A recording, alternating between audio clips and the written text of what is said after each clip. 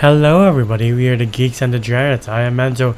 This is my forever co-host Jump. Today we talk about Home Alone, the first one for this week. In this week filled up with Christmas specials. But yeah, we're talking about this classic from 1990, starring Macaulay Culkin and Joe Pesci, and is very well regarded as a classic by now. Obviously, Agreed. it's been 30 years, 30 plus years since this came out. Yeah, I mean, Macaulay Culkin already has a kid. Yeah, he's his wife is fucking Brenda Song, right? If I'm not mistaken. Yeah. But yeah, I'll be honest though, I didn't see this as a kid. I watched this like much later in life, like maybe 2017 was the first time. Really? Yeah. Really, you never caught it on like Disney Channel? No, or like if I did, like it was never like required watching in my opinion for years, and then I saw I caught it on Netflix and I was like, I might as well watch it. And I was like, what the fuck am I missing? Why did I not watch this sooner? But yeah, how about you? Did you see this as a kid? Yeah, I saw it as a kid. Like, again, I never really sat. I have to agree. Like, I'm on the same boat as you. Is that like I watched the entire thing to its fullest when I was like probably in my teens. But I have seen scenes when I was a kid. I saw the entire trap scene where he booby traps the entire house when I was a kid. Like I watched that entire thing. I would never catch it like at the start of the movie. Yeah. You know, I don't know why this kid's home alone. I don't know why these two robbers are like coming at him. But yeah, it was only recently, not that recent, maybe I guess like 10 years ago. I was able to like, oh yeah, okay, that's why this kid is being like hunted and was left alone by his family. Yeah.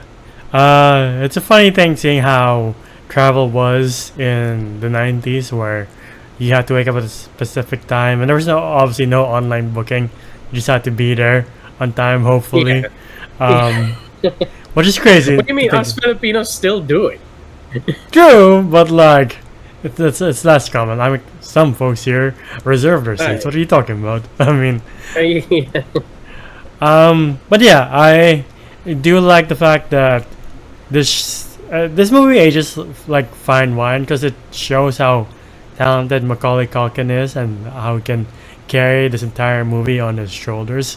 Because he's a very talented kid actor. Like, there are a lot of talented kid actors, but I think Macaulay Culkin paved the way to see how well they can handle a movie like this. Yeah, I agree. Like, especially like, I don't think we hear that a lot. Yeah. Where the kid carries the movie. Yeah. Like even his like Richie Rich movie, he carried that. He was in this like later teens by that time, but like he did a really good job in that one as well. And yeah, I tend to like Lindsay Lohan in The Parent Trap. It's kind of that situation where like I forgot how good kids used to act back in the day. Kids still do act very well. Yeah. Like Stranger Things and all that. But I don't know. There was just a certain charm and magic, especially the feel of the entire movie. I know we're not getting into the meat of the movie yet, but the feel of Christmas. Yeah. I really miss that.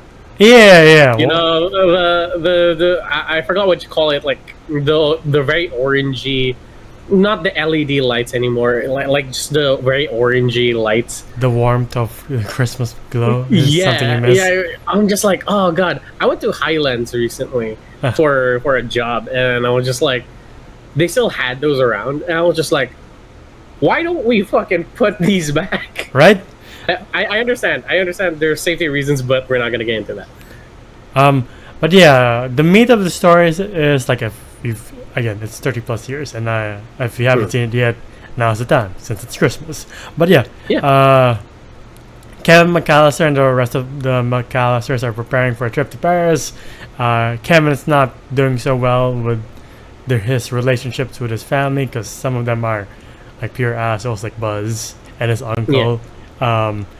and like he feels that they're just picking on him for the sake of picking on him for no apparent reason, and he wishes that he never had a family. He wishes he was alone, that the world would be better. And through a storm and a rush drive to the airport, he gets his wish and he's home alone, and he lives what I imagine what a lot of kids' dreams were back in the day, of like, what if I had the house to myself and And a had house to myself. access to Yeah. everything. Yeah. Like we had money. Yeah. We had we could order anything. Well, at the time, I could never do what Kevin does, where like if I was around his age, I'd have been too afraid to like talk to the clerk or the teller of like any McDonald's. I'm just like, nah, I don't know my order. I don't know how much things are. Right. Let alone use a phone to call pizza. I'm like, nope. Yeah, phone phobia is very real, especially when I was a kid. I was like, I don't know how a phone works. I don't Yeah, know how I'm to like, talk. what if I get the address wrong? Right? Exactly. But yeah, he's living his best life. But unbeknownst to him, the wet bandits are also robbing houses. It's amazing that this is the same year that Joe Pesci starred in Goodfellas, and now he's in Home Alone as a completely different character, which just shows how talented Joe Pesci is. From being this terrifying character in Goodfellas to being this comic relief as Harry in Home Alone. Harry and what's the other guy's name? Daniel Marv. Marv. Yeah. And he has good chemistry with Kevin later on, and he also has very good chemistry with Daniel Stern throughout the entire movie. I've never seen the other Home Alones after 2, to be honest, because I hear they're not great. Neither did I. It was just like up to 2. I was like, all right, that's enough. Yeah, but like I know they're not there for the entire franchise, but I do like this whole like I miss it when movies took their time to set up the whole reason why we're here. Like there's no rush to get to the traps and everything. Kevin has to learn the value of family first from the guy. And Christmas. Yeah. Yeah. From the guy with the beard. The snow shoveling guy. Yeah. And when you get older, you hear the guy's story. You're like, God, it's kind of too real, because I've heard so many stories of that, and I'm like, I hope it works out for you. Yeah, when you do think about it, I'm like, I don't know if Kevin is a smart kid, but I'm like, I don't think he kind of grasps the idea of the weight this man is going through. Yeah. Like he hasn't seen his like son in a long time, and he wants to meet his grandchildren for the first time. I'm just like, that's heartbreaking. Yeah, he's just too afraid to pick up the phone because he's afraid that they won't answer. Like, yeah, Kevin's smart, but Kevin is still a kid who has yet to experience all of like life's like heartbreaks and harshness. But the old man has. Yeah, but I guess that naiveness was the beauty of it, where it was just like blind fate, where they're just like, how about just call him? Yeah. The old man's like, right. Yeah. But the main attraction is when the wet bandits have been trying to rob his house forever, and he's so far outsmarted them every step of the way. But when they finally decide, like, fuck it, this kid's all alone. We know he's alone. He's been fucking with us, and we're not scared of him. And it's like fake traps anymore from the outside. We're gonna rob his house, rob his money, and he ain't gonna do shit about it. And it's still fucking funny seeing Joe Pesci and Daniel Stern like just eat shit as their characters. Yeah, the absolute slapstick comedy. Yeah. Again, I watched this before I watched Goodfellas or any of like Scorsese movies. Yeah. Like where I'm like, yeah, I know Joe Pesci. He's the guy from Home Alone. Yeah. Oh, he's more famous for his like gangster roles. Yeah.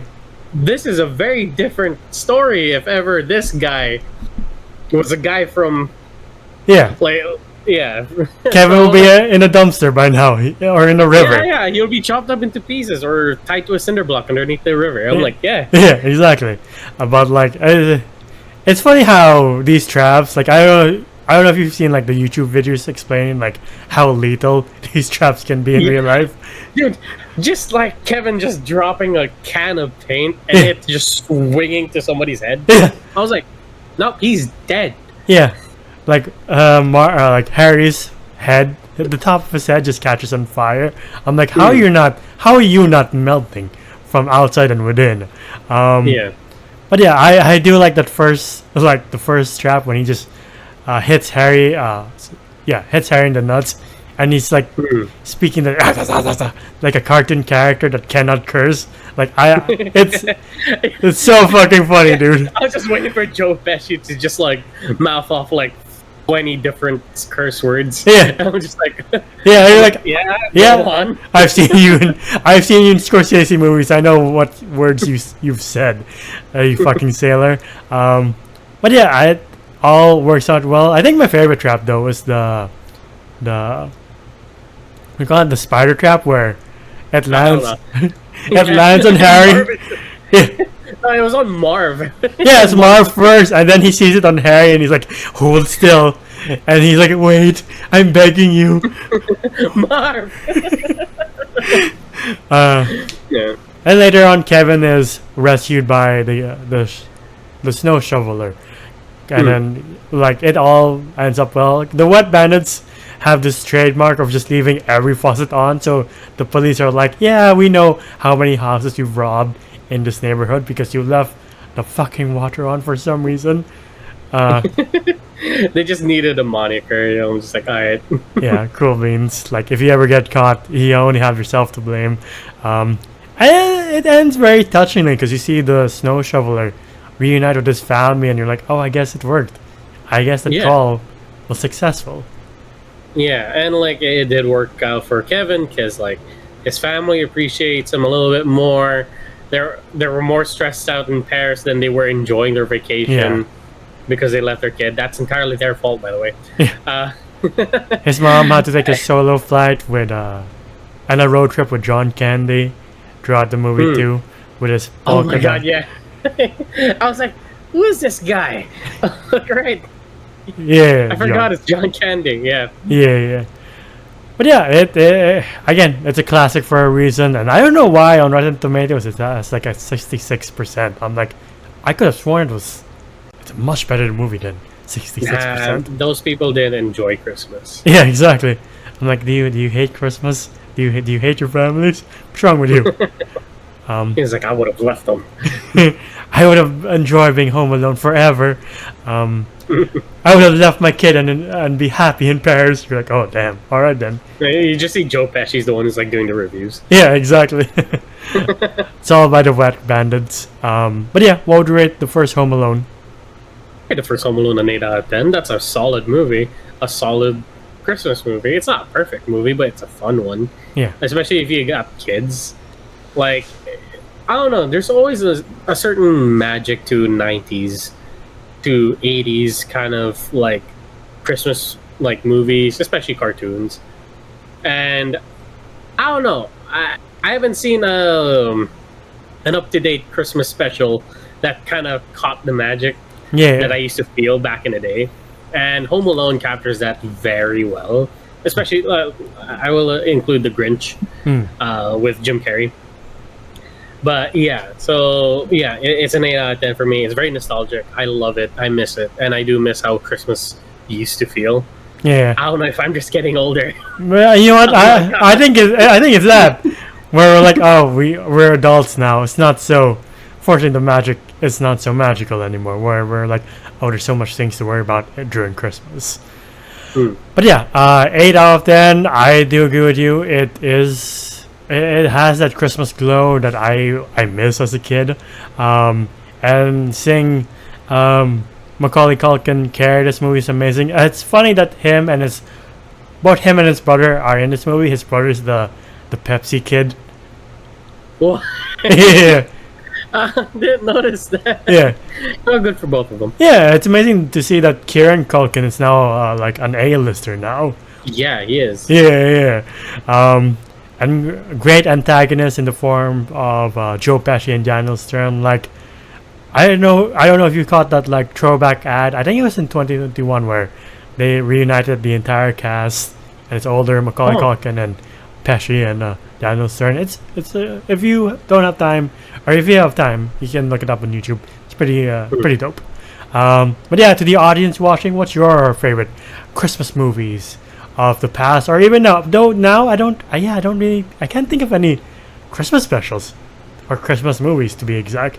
The last one was years ago, eons ago. Was remember the Mickey Christmas special that they used to air in Disney nowadays?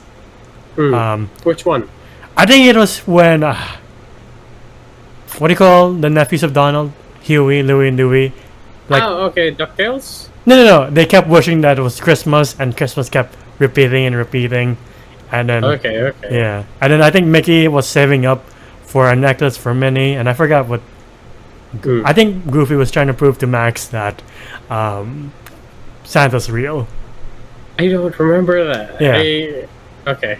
I remember the SpongeBob one where SpongeBob believed in Santa, and Squidward was just a buzzkill as usual. Yeah. Dude, like, I swear to God, like, old Cartoon Network, Disney Channel, and Nickelodeon shit had the best Christmas specials. Even the Halloween specials when they were actually scary. Yeah. And, like, when it was a Christmas special, it was, like, heartwarming. Like, Hey Arnold would have a really good one. Even Dexter. Dexter's Laboratory and Powerpuff Girls. They would always have, like, really good Christmas specials. So, I guess we're starting off the holidays pretty well with Home Alone. Yeah. But yeah, whatever your favorite Christmas special is or Christmas movie is, comment down below. If you want to see more of us, please leave a like, subscribe, and ding the bell icon to get notified of when we upload next. We're also on Spotify and TikTok to see our best and funniest moments, Spotify to hear us on the go. And the Visual Joe does voices on TikTok and Answolf on Letterboxd. Where can you find you? You can find me at JomJum_ on Instagram. It is my account. And until the next time, we'll see you then. Bye, everybody. Ciao.